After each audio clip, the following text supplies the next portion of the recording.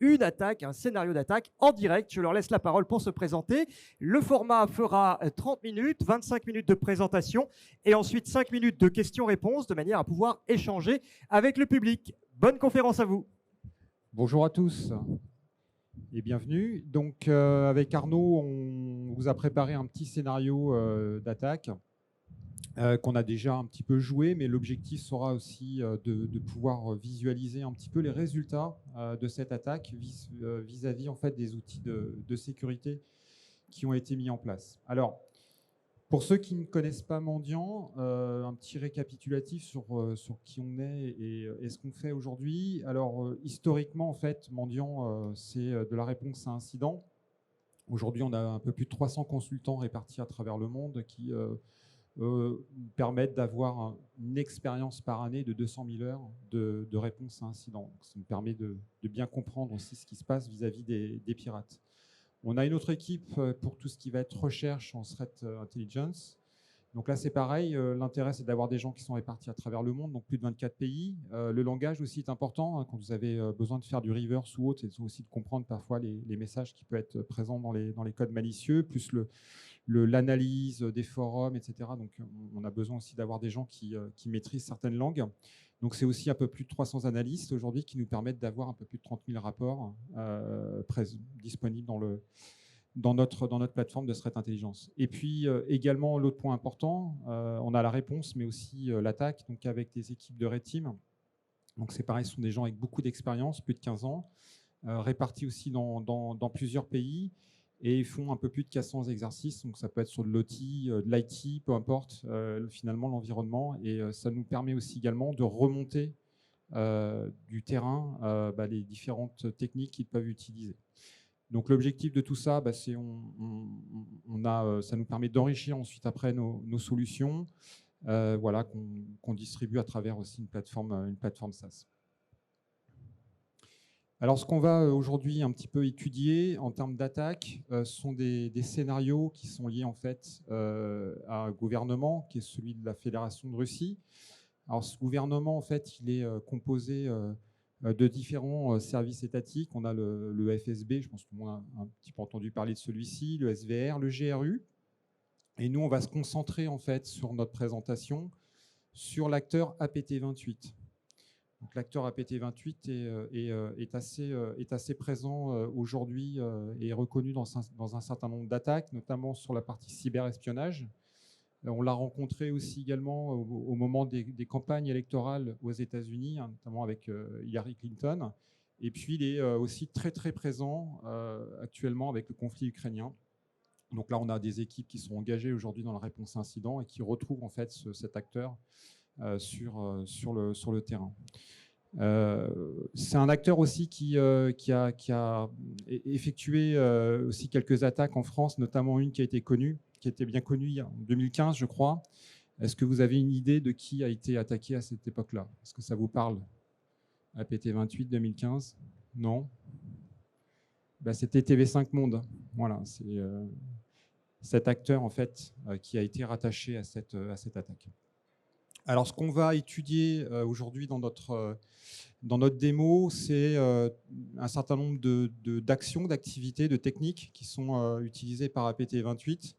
Donc, on a la partie compromission. Alors, ça va être un email. Hein, donc, on va avoir différents choix, en fait, du fichier attaché ou bien tout simplement le lien de spear phishing. On va aussi également avoir d'autres éléments comme le téléchargement par exemple d'exécutables complémentaires pour pouvoir réaliser un certain nombre d'actions sur le poste. On va avoir le mouvement latéral, le maintien de la présence et puis ensuite après l'extraction, l'exfiltration de données. Donc ça, on va pouvoir le voir à l'aide de notre scénario. Alors comment ça marche? C'est assez simple.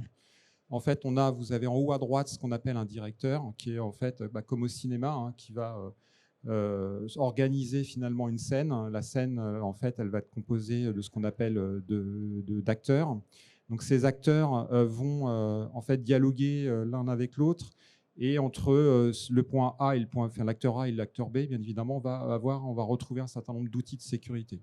Bon, là, on a représenté un certain nombre d'éditeurs, que ce soit des éditeurs privés ou bien des outils open source, peu importe.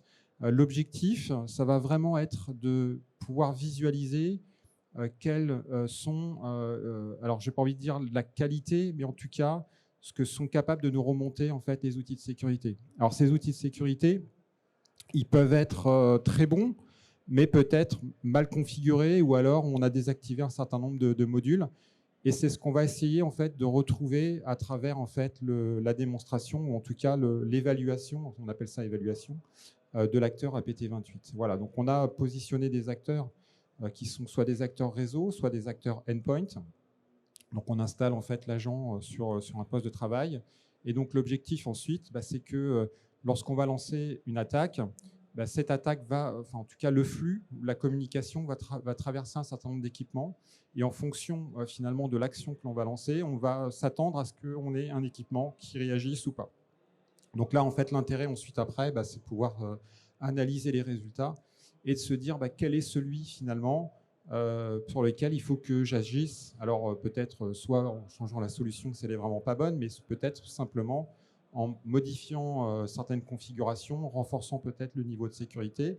Donc tout ça va me permettre d'obtenir en fait en tout cas d'avoir une visibilité sur l'état de ma posture de sécurité au niveau de mon entreprise. Donc on va passer sur la démonstration.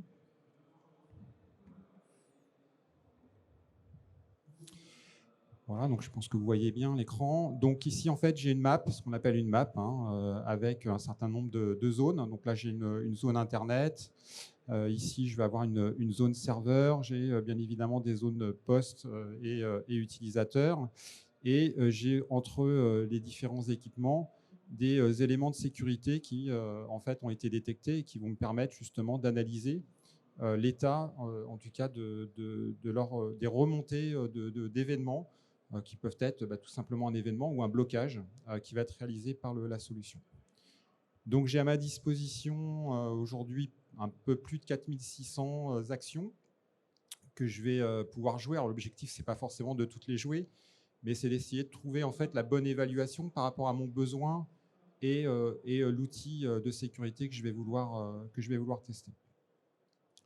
Donc, on va venir sur le menu évaluation et ici, en fait, je suis allé donc chercher mon acteur APT28 que je veux évaluer.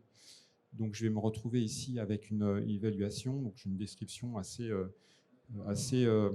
complète finalement de l'acteur. Si je peux rebondir sur ma threat intelligence pour avoir encore beaucoup plus d'informations. Et je vais retrouver ici mes actions qui sont regroupées en fonction du type d'étapes d'attaque. Donc là, ici, je vais avoir le spear phishing. Je vais vous les décrire un petit peu après. Je vous simplement présente le concept. Donc, ça va être des groupes d'activités. Et ensuite, après, à partir de ces groupes, je vais pouvoir lancer en fait l'exécution de mes actions. Donc pour cela, je vais cliquer sur Run. Et ici, en fait, l'intérêt, c'est de pouvoir choisir ce qu'on appelle donc les fameux acteurs dont je vous ai parlé tout à l'heure.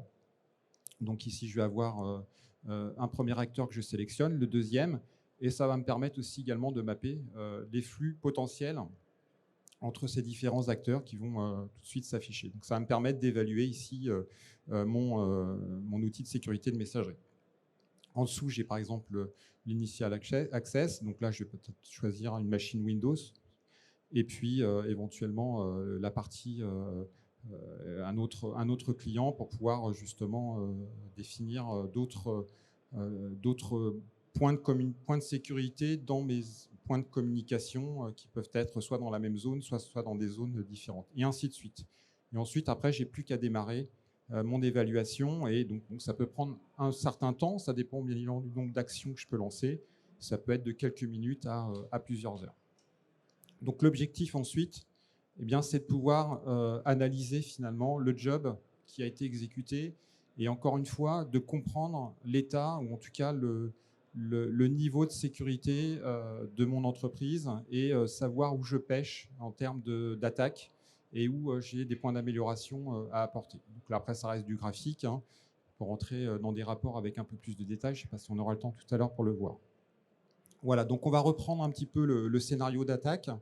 Donc, comme je vous l'ai expliqué tout à l'heure, donc le premier groupe, ça va être tout ce qui va être Initial Access. Donc, ça reste assez simple. On va lancer, en fait, si je vous montre le détail, en fait, donc, des actions. Donc, ces actions peuvent être différentes en fonction des éléments. Donc là, on parle d'un email avec ici, en fait, une pièce jointe qui va être attachée. Donc là, l'objectif, c'est de savoir si mon outil de sécurité a bien réagi. En l'occurrence, oui, puisqu'il a été bloqué. Et ici, je vais avoir les différents événements qui ont été générés par mes outils de sécurité. Et l'objectif, c'est effectivement de comprendre et de s'assurer que ces outils en fait, font bien leur travail. Donc là, on voit bien que l'email a bien été mis en quarantaine pour ce type d'action. Si on reprend en dessous l'activité, par exemple, de campagne qui est ici, donc là, dans ce cas-là, j'ai plutôt un phishing. Donc le phishing ici représente en fait l'envoi d'une URL. Donc là, on est vraiment sur la campagne de 2018 concernant les élections américaines. Et je vais avoir ici, cette fois-ci, tout simplement un email avec un objet. Alors il y a des choses un peu plus complexes avec des contenus bien évidemment plus élaborés, mais on reprend vraiment l'attaque telle qu'elle avait été définie par l'acteur. Et on va en fait, l'objectif, c'est de vérifier que cet email est bien détecté. Et là, en l'occurrence, dans mon cas de figure, je m'aperçois que j'ai un certain nombre d'événements. Et alors, j'ai ici une sonde qui a bien fait son travail, qui a bien bloqué en fait l'email. Donc là, on imagine qu'un mail, une copie des emails est envoyée à cette sonde pour être analysée. Néanmoins, ma passerelle email ici a laissé passer l'email. Donc là, on s'aperçoit qu'en fait, on a une variation dans le niveau de sécurité qui m'est proposé par mon outil de sécurité. Donc là, il y a peut-être des choses à revoir avec le produit qui est présent. Encore une fois, ce n'est pas dire qu'il est mauvais, c'est peut-être juste une histoire de configuration, tout simplement. Voilà, donc une fois que la compromission, enfin en tout cas le lien, l'utilisateur aura cliqué sur le lien ou en tout cas lancé cette pièce jointe, on va avoir d'autres activités. Donc là, ici, on va parler de la compromission, l'accès initial. Donc on va décrire un petit peu plus en détail ce qu'on fait ici. Donc la première chose, en fait, c'est que APT28 utilise un exploit kit qui s'appelle setkit, qui en fait a compromis finalement un site légitime. Donc ici, on va voir que dans ce cas-là, je vais jouer tout simplement en fait un fichier PCAP et donc je vais reprendre finalement une activité que j'ai enregistrée, que je vais pouvoir rejouer entre mes deux acteurs. Qu'est-ce que ça donne ? Ici, en fait, je vais avoir donc mon PCAP qui est rejoué. Je vois ici que j'ai en fait une URL, la page avec une URL et un lien donc, où on va essayer en fait de faire cliquer l'utilisateur pour qu'il fasse une mise à jour de son navigateur. Et on voit ici également en iframe une redirection qui va être réalisée vers un autre nom de domaine. L'objectif, c'est de savoir si votre proxy, par exemple, ou votre Next-Gen Firewall est en capacité de pouvoir détecter en fait ces types d'accès. Donc une fois en fait que l'utilisateur a été redirigé vers cette fameuse page, enfin le site web en fait qui est maintenu par le pirate, on va avoir aussi également un autre PCAP qui va être lancé. Donc je vous montre directement. Et donc là ici en fait l'objectif c'est de pouvoir faire une cartographie du poste de travail. Donc là on va avoir un script dont l'objectif en fait c'est de récupérer toutes les informations sur le poste. Donc la version du navigateur, la time zone, quels sont les plugins qui sont installés, etc., etc. Donc là, en fait, on est vraiment aussi également sur peut-être une interrogation technique au niveau de mon proxy ou mon Next-Gen Firewall. Est-ce qu'il a été en capacité de détecter en fait ce type de contenu? Alors là, on est sur un contenu qui est quand même relativement parlant. Donc peut-être on a un modèle qui permet de pouvoir détecter en fait ce type d'attaque. Voilà, et enfin, bien évidemment, si le script s'est bien exécuté, et donc là, en fait, on a la recherche, la demande en fait, d'informations, je vais avoir de nouveau un PCAP ici, qui va en fait être le poste avec toutes les informations sur toutes les applications qui sont installées, les différentes versions de navigateur, les différentes versions d'applications qui sont renvoyées aussi également vers le site de pirate.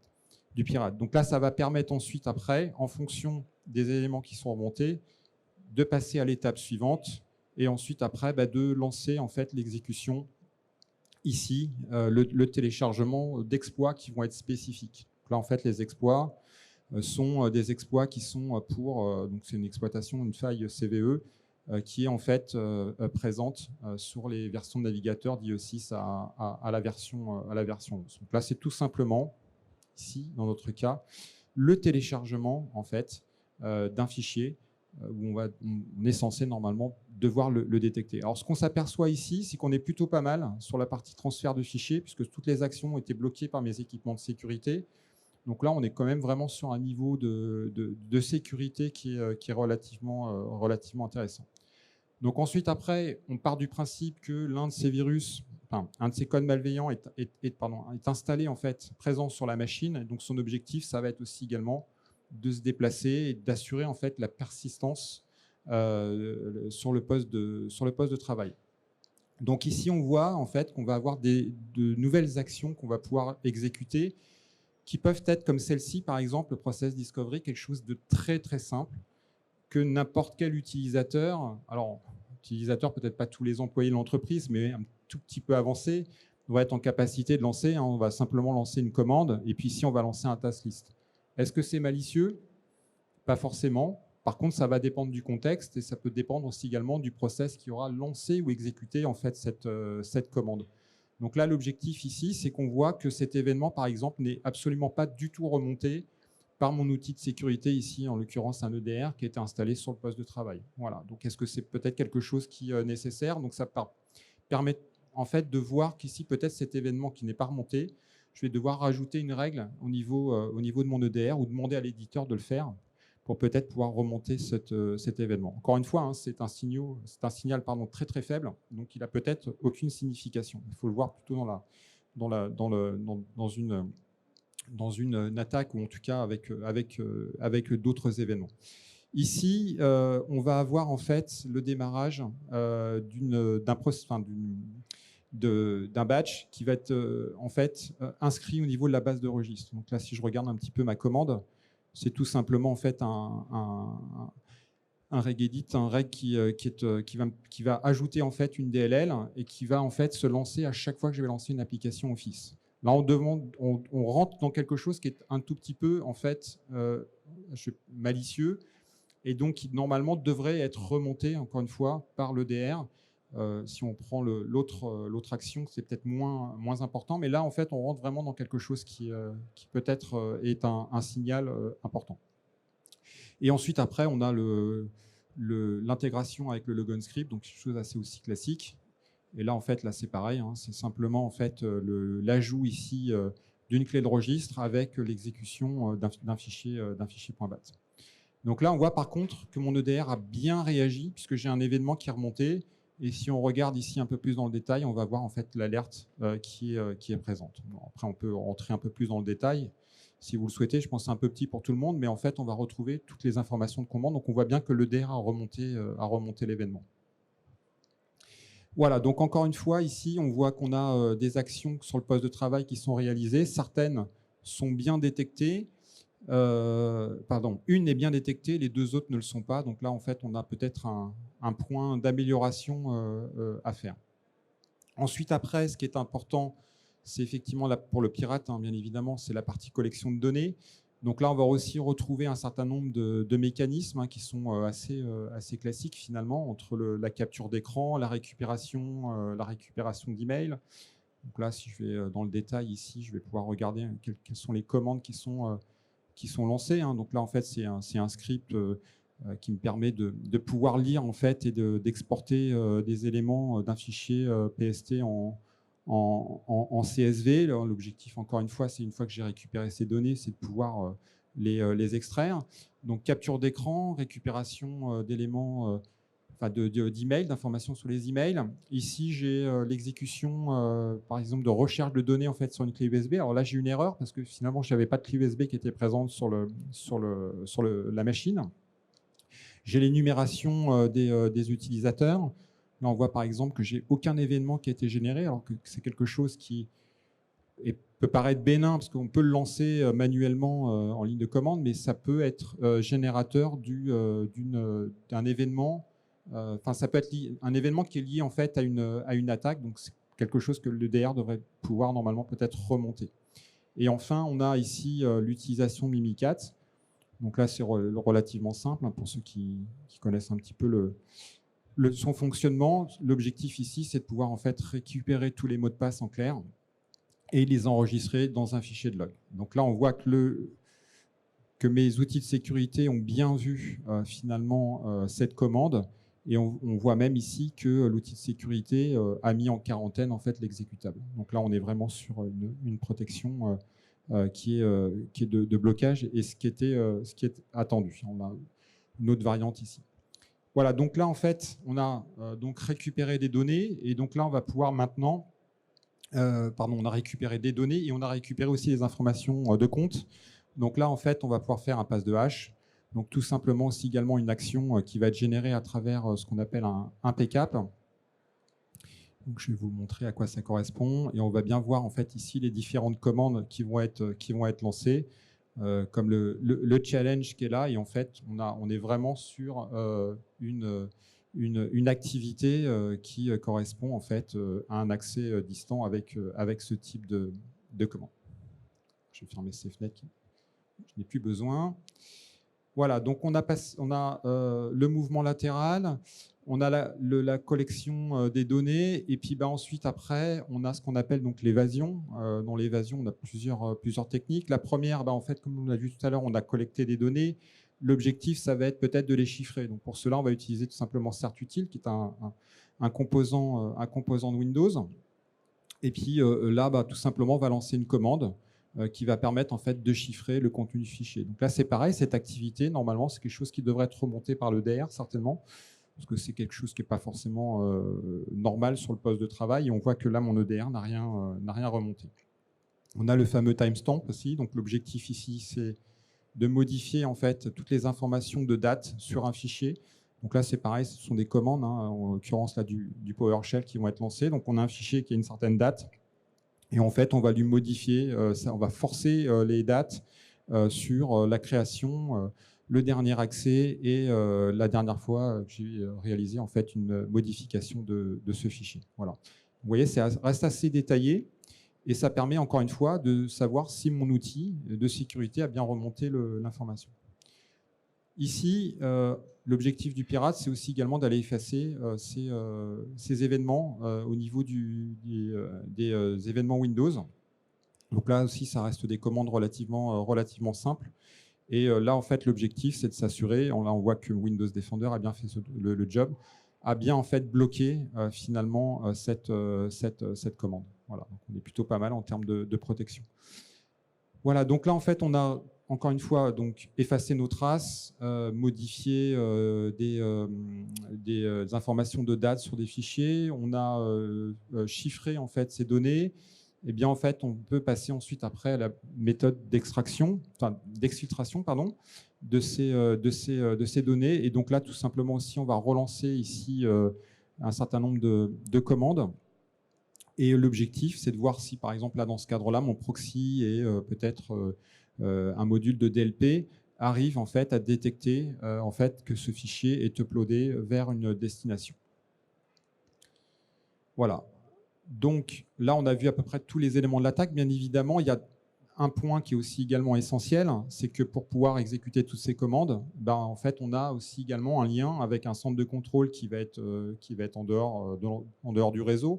Ou là, dans notre simulation, il peut être à l'intérieur, mais peu importe. L'objectif, encore une fois, c'est qu'il passe à travers des outils de sécurité qui sont en capacité en fait de détecter tous les éléments de communication. Donc là, on va pouvoir jouer en fait différents centres de contrôle qui ont été utilisés par APT28.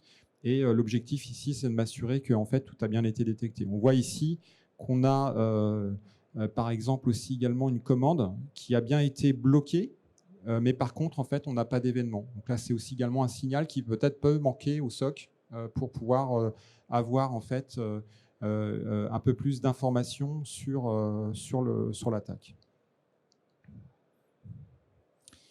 Voilà. Donc, une fois en fait l'ensemble de ces jobs enfin en tout cas actions ont été lancées, ben, je vais pouvoir ensuite après définir un certain nombre de rapports qui vont me donner en fait des états aussi également sur ma posture de sécurité de façon globale. Je peux aussi également définir des seuils pour me dire où est-ce que je me trouve, par exemple, dans ma posture de sécurité. Donc, ça, c'est des choses qu'on va définir un petit peu en amont. La performance par rapport aux différents stages de l'attaque. Ici, on voit que, par exemple, sur la partie delivery, je suis plutôt bon. Alors, je suis plutôt bon. On n'a pas forcément tout bloqué, mais en tout cas, on a tout vu, puisqu'on a au moins de la détection. Et puis après, on en a d'autres où on a un petit peu plus peut-être un petit peu de travail à faire. Bon, là, on a la même vue, mais en mode un peu plus détaillé, c'est-à-dire comportement d'attaque. Et puis, on a bien évidemment le fameux mitre attaque aussi, avec lequel on est en capacité de pouvoir mettre en face, en fait, aussi également des techniques un peu plus détaillées. Voilà. Donc après, bien évidemment, je peux rentrer un peu plus dans le détail. Et puis, lorsque j'ai des actions qui n'ont pas été bloquées, j'ai aussi la possibilité d'avoir des informations sur comment je peux éventuellement, quels sont peut-être les moyens que je peux mettre en œuvre pour pouvoir bloquer en fait telle ou telle exécution d'éléments. Voilà. Donc après, j'ai un comparatif sur ce qui a été détecté et bloqué. Voilà, donc on a fait à peu près le tour. Je ne sais pas si on peut prendre quelques petites questions maintenant. Bien sûr. Nous allons effectivement passer aux questions-réponses avec le micro qui va aller se déplacer dans le public. Quelqu'un a-t-il une question ou un éclaircissement? Oui. Oui, bonjour. Oui, bonjour. En fait, ça veut dire donc que vous avez une connaissance du fonctionnement de toute une gamme d'outils de sécurité, oui, et que vous maintenez à jour en continu? Tout à fait, exactement. Là, je vois par exemple dans mes actions, mes dernières actions datent du 3 juin. Et si je regarde par exemple sur les nouvelles, je vais retrouver la dernière CVI de Microsoft. Donc je peux rejouer très rapidement. Donc, au bout de 3 jours, je l'avais dans mon disponible. Par exemple, FireEye, vous interrogez par API l'outil, j'imagine. Alors oui, ouais, exactement, tout à fait. Exactement. On va requêter finalement. L'objectif, c'est d'aller rechercher les événements par rapport à l'activité que moi je vais avoir lancée. Alors, bien évidemment, j'utilise des critères de recherche. Hein. Je vais pas remonter tous les logs de mon SIEM ou de mon outil de sécurité, mais j'ai souvent une source, une destination, une activité attendue. Et donc, l'objectif, c'est de voir si c'est bien présent en fait, au niveau du SIEM ou l'outil de sécurité. Et vous reconnaissez, vous êtes capable de dialoguer avec combien d'outils de sécurité, d'EDR Alors, en fait, j'ai envie de dire quasiment tous, puisque je vais simplement interroger un SIEM ou un outil de sécurité. Donc, j'ai une gamme qui est relativement importante. Je ne sais plus combien on a d'éditeurs, plus de 150 aujourd'hui. Mais néanmoins, par exemple, l'autre jour, moi, j'ai fait un test avec un outil open source qui s'appelle Wazoo. Je pense, j'imagine que si beaucoup de gens connaissent, qui n'est pas forcément intégré, mais par contre, qui se base sur Elasticsearch. Elasticsearch, moi, c'est une solution, c'est un outil, une application avec laquelle je peux dialoguer. Et donc, j'ai simplement à mettre à jour ma requête de recherche d'événements pour pouvoir l'adapter dans mon produit.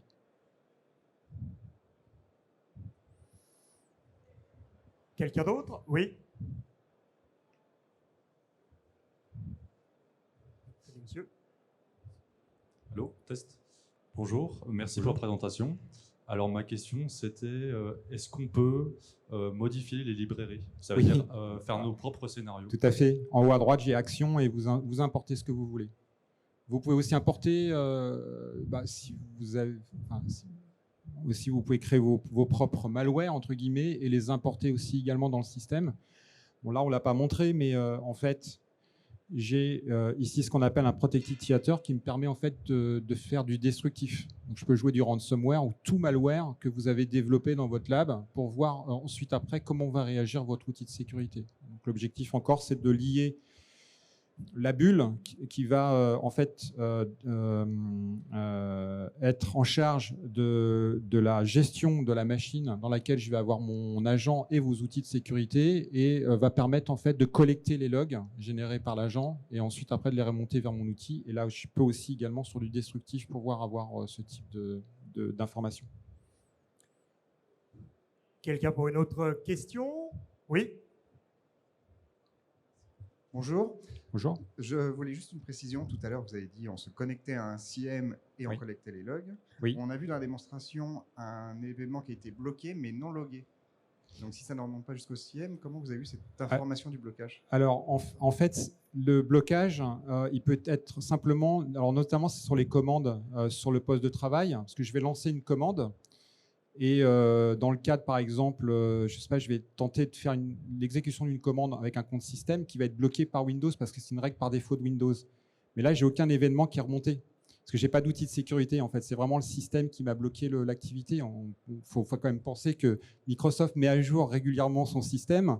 Et donc, l'objectif, c'est justement de bloquer certaines activités en fonction de si j'ai un compte système ou un compte utilisateur qui va lancer la commande.